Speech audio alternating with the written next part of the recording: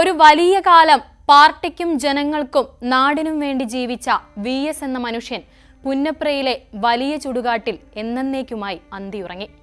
നിങ്ങൾ ഉയർത്തിപ്പിടിച്ച മുദ്രാവാക്യങ്ങളും ആശയങ്ങളും സംഘർഷങ്ങളും മറ്റൊരു തലമുറയിലേക്ക് കൂടി പകർന്നുകൊണ്ട് സമരസപ്പെടാതെ വറ്റാത്ത നദിയായി KR ഗൗരിയമ്മയ്ക്കും TV തോമസിനും സമീപം ആ കമ്മ്യൂണിസ്റ്റ് നേതാവിന് നിത്യവിശ്രമം.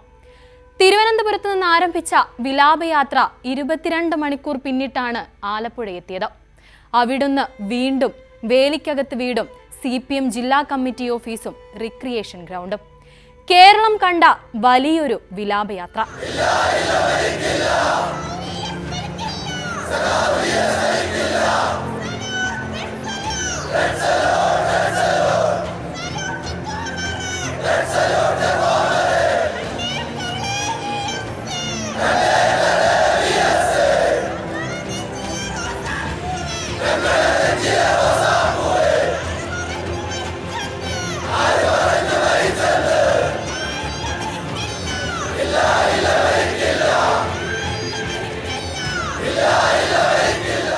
കേരളം ഇതിനു മുൻപും നിരവധി വിലാപയാത്രകൾക്ക് സാക്ഷിയായവരാണ്.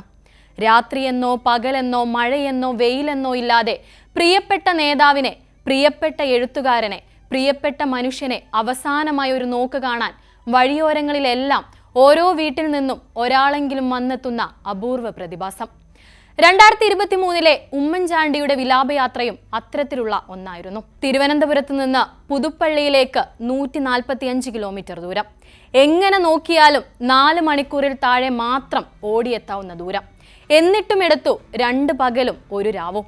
ജനകീയ നേതാവിന്റെ നിത്യനിദ്രയ്ക്ക് ജനം കൊടുത്ത ആദരം. നിറകണ്ണുകളും മുദ്രാവാക്യം വിളികളും അന്നും കേട്ടു. പുതുപ്പള്ളിയിലേക്ക് അവസാന യാത്രയായി കുഞ്ഞൂഞ്ഞു മടങ്ങുമ്പോൾ വഴിയിലുടനീളം കണ്ണീർ മഴയായിരുന്നു. എന്നാൽ ഇതൊന്നുമല്ല, ലോകത്തെ റെക്കോർഡിട്ട ഗിന്നസ് ബുക്കിൽ ഇടം പിടിച്ച മറ്റൊരു വിലാപയാത്രയുണ്ട്. 1969 ഫെബ്രുവരി 4 തമിഴ്നാട് മുഖ്യമന്ത്രിയും DMK സ്ഥാപകനുമായിരുന്ന CN അണ്ണാദുരൈയുടെ വിലാപയാത്ര. ചെന്നൈ മറീന ബീച്ചിൽ അന്ന് വന്നു ചേർന്നത് എണ്ണിയാലൊടുങ്ങാത്ത ജനം. തങ്ങളുടെ പ്രിയപ്പെട്ട നേതാവിന്റെ വിയോഗമറിഞ്ഞ് അന്ന് തമിഴകത്ത് ആത്മഹത്യ ചെയ്തത് 70 പേരായിരുന്നു. പ്രിയപ്പെട്ട നേതാവിന് അവസാനമായി കാണാൻ ജനതാ എക്സ്പ്രസിന്റെ മുകളിലിരുന്ന യാത്ര ചെയ്ത 28 പേരാണ് കോളിറോൺ പാലത്തിൽ തട്ടി മരിച്ചത്. 1909 കാഞ്ചീപുരത്തെ ഒരു നെയ്ത്ത് തൊഴിലാളി കുടുംബത്തിൽ അണ്ണാദുരൈയുടെ ജനനം. രാഷ്ട്രതന്ത്രത്തിലും സാമ്പത്തിക ശാസ്ത്രത്തിലും ബിരുദാനന്തര ബിരുദമടക്കം മികച്ച വിദ്യാഭ്യാസം. രാഷ്ട്രീയത്തിലുള്ള താല്പര്യം കാരണം 1935 ജസ്റ്റിസ് പാർട്ടിയിൽ ചേർന്നു. EV രാമസ്വാമി നായ്ക്കരോടൊപ്പം 1944 ദ്രാവിഡ കഴകം സ്ഥാപിച്ചു. EVയുമായുണ്ടായ അഭിപ്രായ വ്യത്യാസം മൂലം ദ്രാവിഡ കഴകം വിടുകയും 1949 ദ്രാവിഡ മുന്നേറ്റ കഴകം രൂപീകരിക്കുകയും ചെയ്തു. 1962 അദ്ദേഹം രാജ്യസഭാംഗവും 1967 തമിഴ്നാട് മുഖ്യമന്ത്രിയുമായി.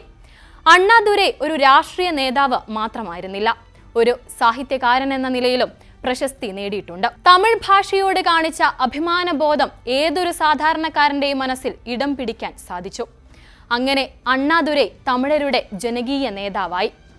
1968 സെപ്റ്റംബർ 10 വൈദ്യ ചികിത്സയ്ക്കായി അണ്ണാദുരൈ ന്യൂയോർക്കിലേക്ക് പോകുന്നത്. മെമ്മോറിയൽ സ്ലോൺ കെറ്ററിംഗ് ക്യാൻസർ സെന്ററിൽ ക്യാൻസറിന് ശസ്ത്രക്രിയ നടത്തി. തിരിച്ച് ചെന്നൈയിലേക്ക് മടങ്ങി. ഡോക്ടറുടെ ഉപദേശങ്ങളൊന്നും തന്നെ അദ്ദേഹം പാലിച്ചിരുന്നില്ല. നിരവധി ഔദ്യോഗിക പരിപാടികളിൽ പ്രസംഗിച്ചു. ആരോഗ്യം വീണ്ടും വഷളായി. അങ്ങനെ 1969 ഫെബ്രുവരി 3 ആ തമിഴ് മക്കളുടെ സ്നേഹത്തിനും ആരാധനയ്ക്കും മുന്നിൽ അണ്ണാദുരൈ എന്ന ജനകീയ നേതാവ് മരണത്തിന് കീഴടങ്ങി. അണ്ണാദുരൈയുടെ അന്ത്യവിശ്രമ സ്ഥലം വലിയൊരു രാഷ്ട്രീയ വിവാദം കൂടിയായിരുന്നു. അധികാരത്തിലിരിക്കെ മരിച്ചതിനെ തുടർന്ന് മറീനയിലെ മണലിൽ അദ്ദേഹത്തെ സംസ്കരിക്കാൻ തമിഴ്നാട് സർക്കാർ തീരുമാനിച്ചു. പ്രതിപക്ഷത്തിന് പക്ഷേ ആ തീരുമാനം അത്ര തന്നെ അങ്ങ് ഇഷ്ടപ്പെട്ടില്ല. കോൺഗ്രസ് MLA-മാർ നിയമസഭയിലടക്കം വിഷയം ഉന്നയിച്ചു. കടൽ തീരത്ത് സംസ്കരിക്കാൻ പാടില്ലായിരുന്നു എന്ന തോന്നൽ ജനങ്ങൾക്കിടയിൽ ഉണ്ടായിരുന്നുവെന്ന് പല നേതാക്കളും വാദിച്ചു. പക്ഷേ അന്നേ ദിവസം മറീനയിൽ വന്ന ജനസാഗരം ഈ വാദങ്ങളൊന്നും തന്നെ ശരിവയ്ക്കുന്നതല്ലായിരുന്നു.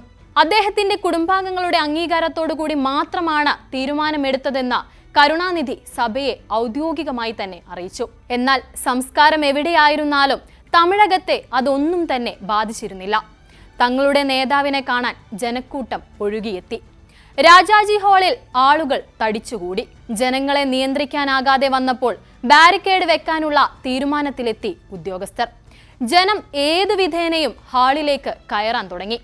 ആ തിരക്കിന് ആശ്വാസമായത് അണ്ണാദുരൈയുടെ മൃതദേഹം പൂർണ്ണ സൈനിക ബഹുമതികളോടെ സുരക്ഷിതമായി സംസ്കരിച്ചപ്പോഴാണ്. ദുഃഖത്തിന്റെയും കണ്ണീരിന്റെയും ഇടയിലെ വികാരഭരിതമായ രംഗങ്ങളായിരുന്നു അന്ന് നടന്നത്. ഇത്രയേറെ വിവാദങ്ങൾക്ക് സാക്ഷിയായെങ്കിലും അതേ മറീന ബീച്ചിലാണ് അണ്ണാദുരൈക്ക് പിന്നാലെ കരുണാനിധിയും MGRും ജയലളിതയും അന്തിയുറങ്ങുന്നത്.